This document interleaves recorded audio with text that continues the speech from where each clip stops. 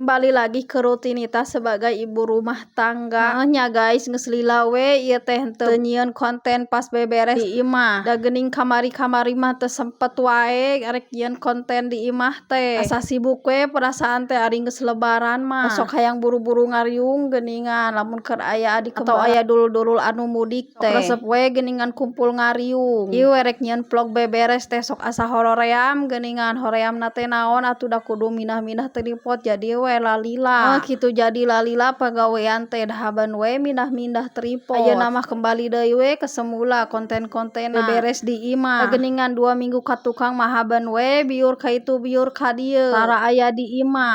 Tara aya di imah teh ketang beurangna ari isuk-isukna banda sok aya. Ku males tea we geuningan erek di video teh. Lamun keur beberesna teh. Ayeuna mah pul deui we cicing di imah moal ka mana-mana. Fokus deui we kana HP ayeuna mah berinteraksi teh.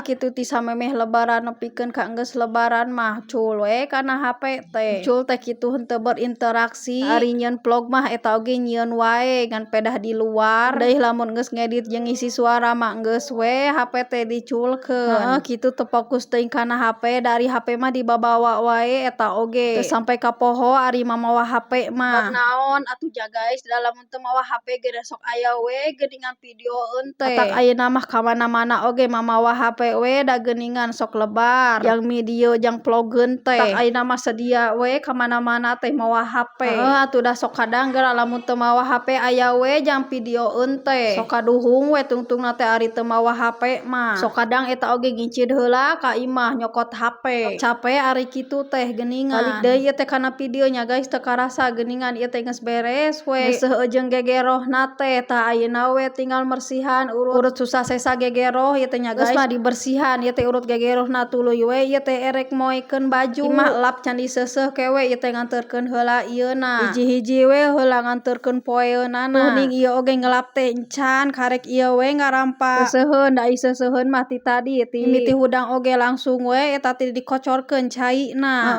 Atuh da caina oge geuningan leutik. Ieu we lamun hudang peureum teh sok buru-buru we bari dikocorkeun caina kana mesin cucina. Ngahaja geuningan ame isuk keneh teh geus beres ieu oge nih. Rek ngahaja geuningan nyiukan cai tina bak kana mesin cucina sok hoream geuningan ari kitu mah dikocorkeun ti awal keneh. Jadi bari ngurus barudak teh geuningan bari digilas si seuseuheunna teh da geus pinuh caina. Atuh nya guys ieu teh ongko wae cicing di gunung tapi cai teh meuni leutik wae. Matak sok horoream geura lamun bagean erek nyeuseum teh. Sok kesel atuh da ngalalentuk we ngadaguan cai pinuh ka mesin cuci. Hingga tuh ari nu batur gara-gara rede ari nu ieu mah haban we sakieu caina teh.